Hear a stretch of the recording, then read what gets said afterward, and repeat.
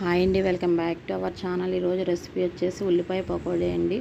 ఇదైతే చాలా టేస్టీగా ఉంటుంది, మీరు కూడా ట్రై చేయండి. ముందుగా అయితే ఉల్లిపాయలు సన్నగా కట్ చేసుకుని ఉంచుకోవాలి. అలాగే కొత్తిమీర, కరివేపాకు, పచ్చిమిర్చి కూడా సన్నగా కట్ చేసుకుని వేసుకోవాలి. అలాగే దానికి సరిపడినంత కారం, టేస్ట్కి సరిపడినంత సాల్ట్, అలాగే కొంచెం శనగపిండి వేసుకోవాలండి. ఉల్లిపాయ ఎక్కువ, శనగపిండి తక్కువ అయితే టేస్ట్ బాగా వస్తుందండి, క్రిస్పీగా వస్తాయి పకోడీ అయితేనే. కొంచెం జీలకర్ర, అలాగే పసుపు, ధనియాల పొడి, గరం మసాలా పౌడర్ వేసుకుని బాగా మిక్స్ చేసుకోవాలి.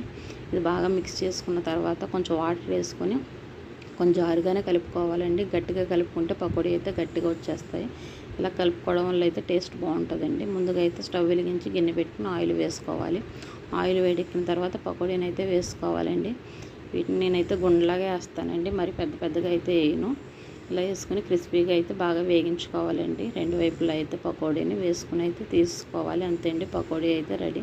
ఇవైతే చాలా టేస్టీగా ఉంటాయండి, మీరు కూడా ట్రై చేయండి. ఇలా ఉల్లిపాయ ఎక్కువ వేసి, శనగపిండి తక్కువ వేసి.